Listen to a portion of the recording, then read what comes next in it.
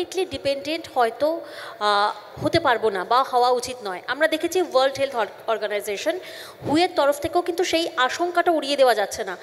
হুয়ের তরফ থেকেও বলা হচ্ছে যে আমরা বহুল ব্যবহারে কোথাও না কোথাও একটা বিপদ রয়েছে, সেই বিপদের আশঙ্কাটা থেকে যাচ্ছে।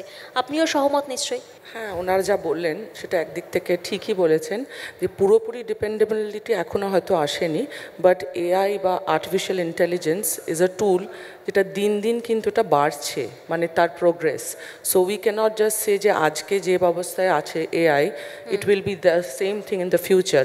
তো ওটারও কিন্তু দিন দিন ওরও অ্যালগোরিথমস আর গেটিং মোর স্ট্রঙ্গার।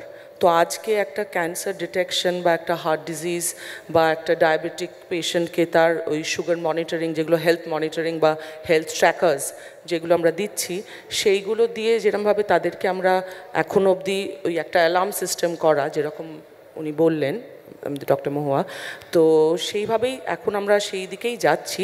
কিন্তু there is a huge chance in the future যে আমরা এটাকে আরও বেটার প্রবাবিলিটিতে আনতে পারবো, যেখানে আরও বেটারভাবে হেলথ ট্র্যাক করা যাবে। অ্যাকিউরেসি, এফিসিয়েন্সি অ্যান্ড অলসো এই দ্য প্রোন টু ডিজিজটা অনেক তাড়াতাড়ি যে কোনো পেশেন্টের ধরা, তার ডায়াগনোসিস বলুন কিংবা একটা প্রেডিক্টিভ অ্যানালিসিস বা একটা যে ড্রাগ ডিসকাভারির সাহায্যে এআই টুলস ইউজ করে আমরা যেরকম ক্লিনিক্যাল ট্রায়ালসগুলোকে অনেক তাড়াতাড়ি প্ল্যান করছে, so that there is more faster results, অনেক বেশি পেশেন্টদের কাছে reaching, including from rural Bengal to urban, সব জায়গাতে এটা ছড়ানোর চেষ্টা করছে। Everyday it's improving. একেবারেই।